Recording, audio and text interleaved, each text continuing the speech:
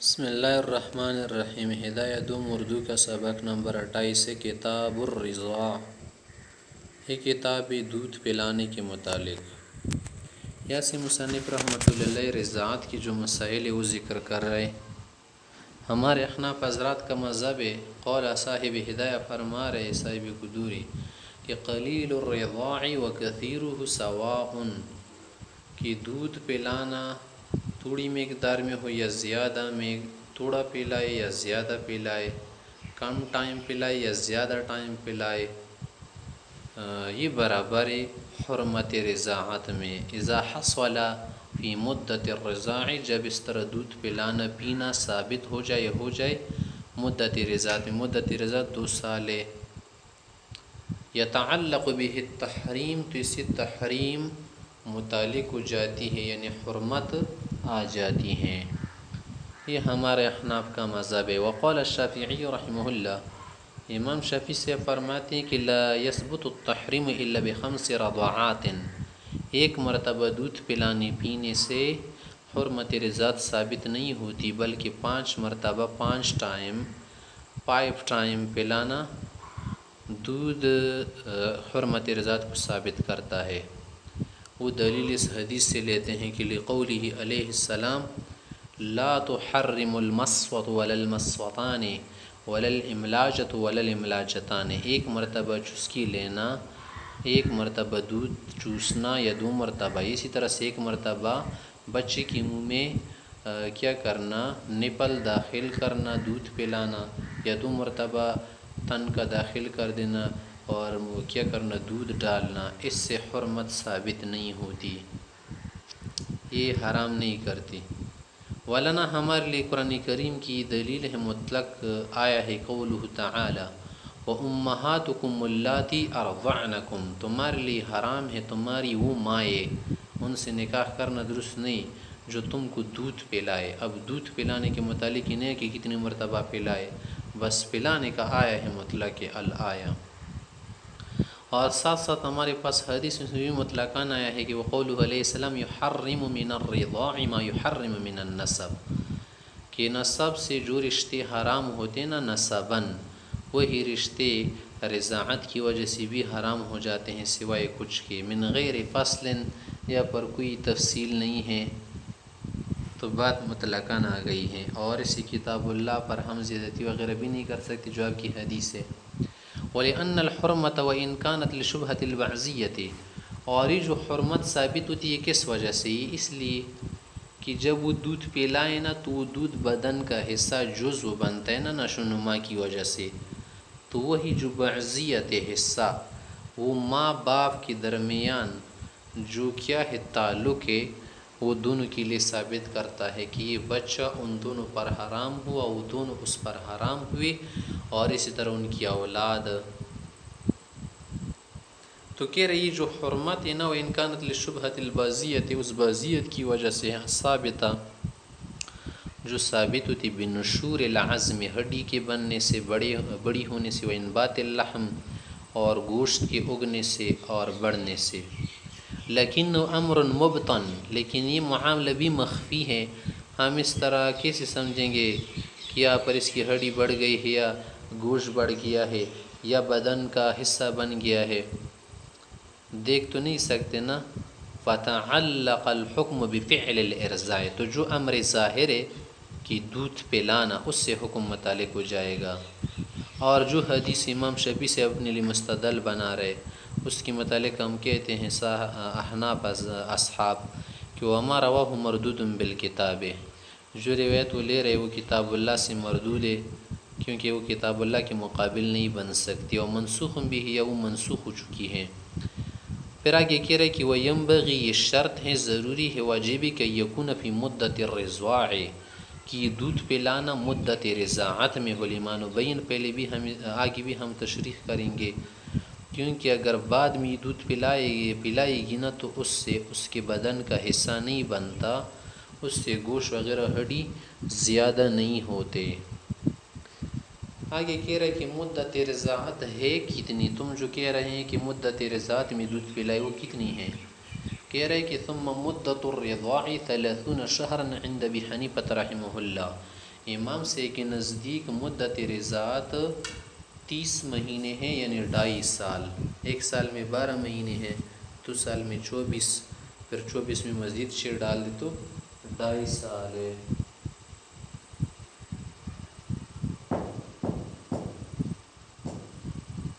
ڈھائی سال کیا ہے مدت رضاعت ہے. وقال صاحبان فرماتے ہیں کہ سنتان صرف 2 سال ہے. وہ قول شافعی رحمہ اللہ، امام شافعی سے کبھی قول مذہب ہے. وقال ظفر رحمہ اللہ، امام ظفر سے فرماتے نہیں کامل 2 قول ہے. کامل کیا ہے؟ 3 سال ہے. ثلاثۃ احوال 3 سال ہے. وجہ اس کی یہ بیان کر رہے کہ لأن الحول حسن للتحول من حال الى حال. حول کو حول اس لیے بھی کہتے ہیں کہ اس میں تغیر آتے ہیں چیزوں میں، تحول آتے ایک حالت سے دوسری حالت میں چیز بدلتی ہے، ہیئت وغیرہ اختیار کرتی ہیں. تو سال جو ہے نا ایک حالت سے دوسرے حالت میں کسی چیز کے بدلنے کے لیے بہت مناسب صالح ہے، بہتر ہے. ولا بدۃ من الزیادۃ علی الحولین، 2 سال سے زیادہ ہونا ضروری ہے، 2 سے کام نہیں چلتا، 3 ہونے چاہیے. لما تبینا کہ پہلے بھی واضح ہوا تو فتقدر به، تو اسی سے کیا ہوگا؟ اندازہ کیا جائے گا. ولہما صاحبین کہتے کہ نہیں صرف 2 سال ہے. وہ دلیل لیتے ہیں اللہ تعالیٰ کے اس قول سے. ولہما قول تعالیٰ، تعالیٰ کا قول ہے کہ وحملہ وفصالہ 30 شہرا، کہ اس بچے کا پیٹ میں کیا کرنا؟ اٹھانا، پھر دودھ پلا کر اسے کیا کرنا؟ دودھ سے جدا کرنا، فطام کرنا، اس کے 30 مہینے لگتے ہیں. اور آپ کو تو یہ معلوم ہے نا کہ وہ مدت الحمل ادناها 6 اشہر، حمل کی زیادہ مدت اکثر بس 2 سال ہے. کچھ شاذ و نادر 2 سال سے بھی زیادہ ہوتے ہیں. بس 2 سال پر بچہ پیدا ہو جاتا ہے. کم مدت جو ہے وہ 6 مہینے ہے، اس سے کم نہیں ہو سکتا. تو چلو کیا کریں گے، 30 مہینوں میں سے 6 نکال دو حمل کے لیے ادنا مدت. کتنے مہینے رہ گئے؟ 24. فبقی للفصال حولان، تو دودھ چھڑانے کے لیے کتنے مہینے ہمارے پاس رہے؟ 24 مہینے، جو 2 سال ہے. تو لہٰذا یہی مقدار زیادہ صحیح ہے کہ 2 سال کے لیے ہم کیا کہیں کہ مدت رضاعت ہے. اور ساتھ ساتھ پیغمبر علیہ السلام کا قول بھی ہے نا کہ وقال النبی علیہ السلام لا رضاع بعد حولین، 2 سال کے بعد رضاعت نہیں ہے، بس 2 سال تک ہے.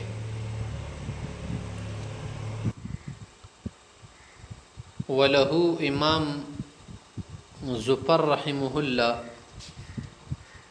یہ دلیل پکڑتے ہیں. وَلَهُ هذه الآیت، تو یہی آیت ہے. ووجہ، اور ساتھ اس کی وجہ ہے کہ انہ تعالی ذکر شیئین، اللہ تعالیٰ نے 2 چیزوں کا یہاں پر ذکر فرمائے ہیں. وَضَرَبَ لَهُمَا مُدَّةً، اور دونوں کے لیے مدت بھی ذکر فرمائی ہے. حمل و فصال. فَكَانَتْ لِكُلِّ وَاحِدٍ مِّنْهُمَا بِكَمَالِهَا، تو ہر ایک کے لیے کامل مدت ہوگی. کالأجل المضروب للدینین، جسے 2 دین ہو، قرضے ہو، اس کے لیے جب اجل بیان کی جائے نا تو ہر ایک کے لیے کامل ہوگی. الا انہ قام المنقص فی احداہما، ہاں ایک جو ہے نا جو حمل ہے نا کہ بچے کا پیٹ میں اٹھانا، اس کے لیے ایک منقص ہے، یعنی ایسی چیزیں جو مدت کو کم کرتی ہیں. فبقی الثانی علی ظواہرہ، تو جو دوسری چیز ہے نا کہ مدت رضاعت، اس کے لیے پوری مدت باقی رہی. وَلَهُ، کس کی دلیل؟ حضرت امام سے کی دلیل یہی چیزیں ہو گئی.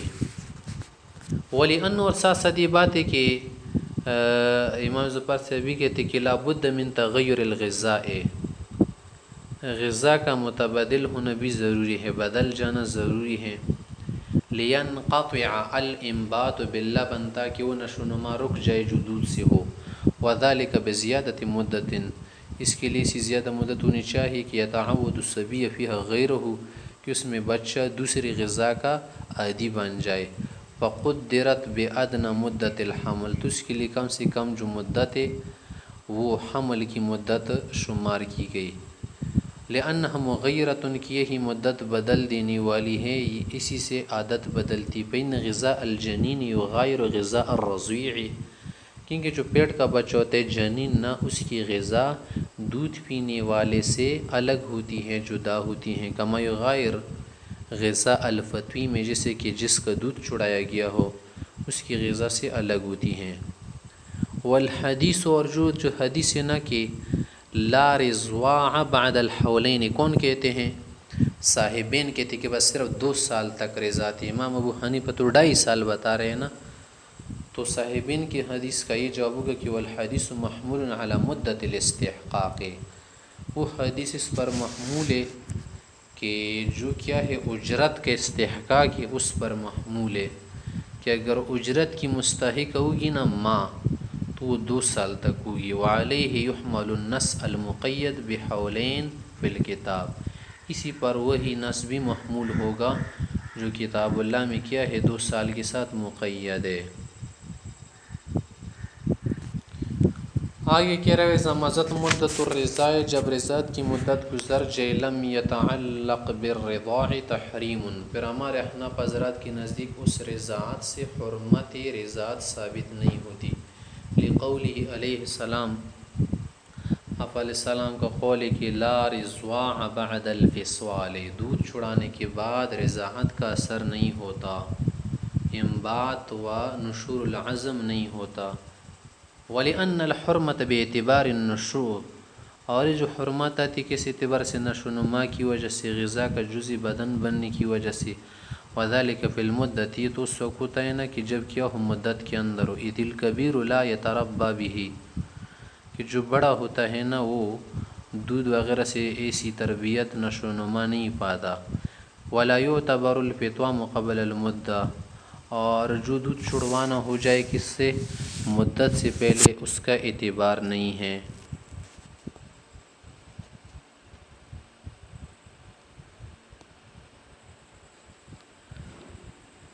الا فی روایت نبی حنیفہ ہائی کی روایت میں محمد سے آیا ہے کہ اذا استغنى عنہ، کہ جب اس کو کیا ہو ضرورت نہ ہو دودھ کی۔ ووجہ، آگے وجہ بتا رہے کہ انقطاع النشوء بتغیر الغذاء، یہ نشو و نما منقطع ہو جاتی، ختم ہو جاتی ہے، اس بچے کا بدن نہیں بڑھتا، گوشت نہیں زیادہ ہوتا، ہڈی نہیں بڑھتی، کس وجہ سے؟ کہ بتغیر الغذاء، اس کی غذا بدل جاتی، اور حرمت تو نشو کے اعتبار سے ہے۔ وَهَلْ يُبَاحُ الْإِرْضَاعُ بَعْدَ الْمُدَّةِ، اب آگے یہ کہہ رہے کہ اگر مدت کے بعد اس کو دودھ پلانا چاہے تو یہ مباح ہو گیا نہیں۔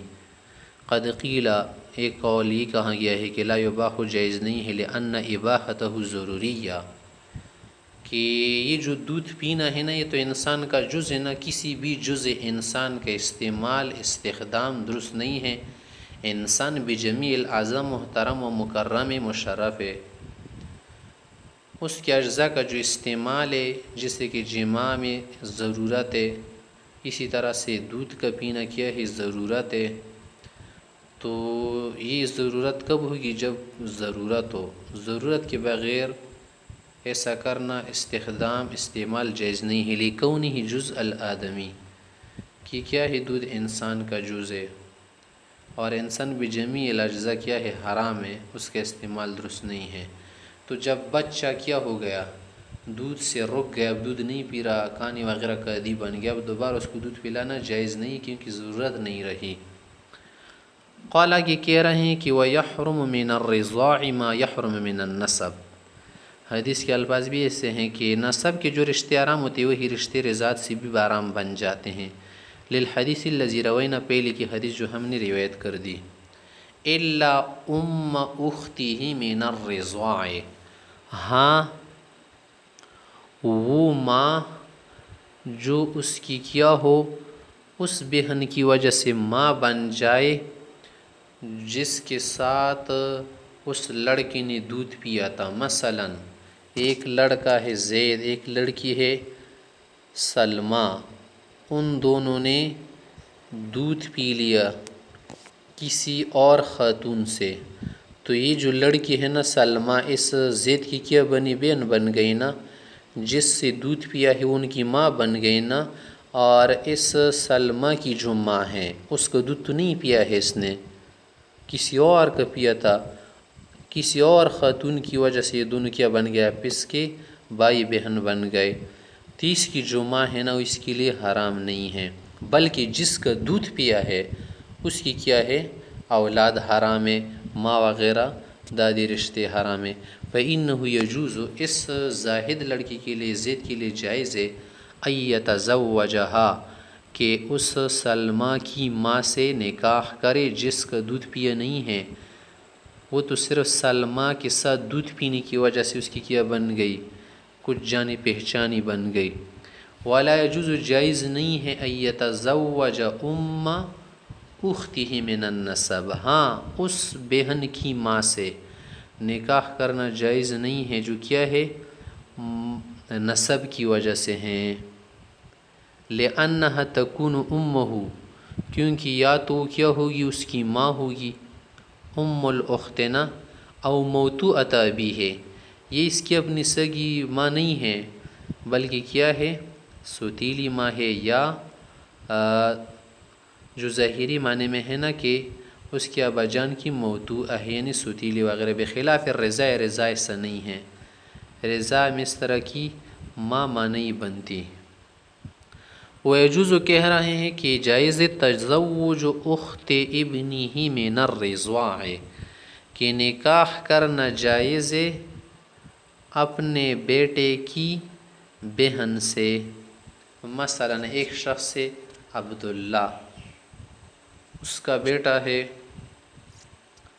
زید، اس نے ایک لڑکی کے ساتھ، یعنی اس نے اور لڑکی نے کسی کا دودھ پیا تھا، اب یہ لڑکی تو زید کی کیا بن گئی، بہن بن گئی نا، کیونکہ دونوں نے ایک ساتھ کسی کا دودھ پیا ہے، لیکن اس زید کا جو کیا ہے ابا جان عبداللہ، اس کا نکاح کیا ہے اس لڑکی کے ساتھ جائز ہے۔ وَلَا يَجُوزُ ذَلِكَ مِنَ النَّسَبِ، لیکن اگر اس طرح کا رشتہ کیا ہو نسب کا ہو تو پھر جائز نہیں ہوگا، کیونکہ لِأَنَّهُ لَمَّا وَطِئَ أُمَّهَا، کہ جب یہ شخص اس کی ماں کو، ماں سے ہم بستری کرے، حرمت علیہ، تو اس پر حرام ہو جائے گی۔ وَلَمْ يُوجَدْ هَذَا الْمَنْعُ فِي الرِّضَاعِ، اور یہ معنی تو رضاع میں نہیں پایا جاتا۔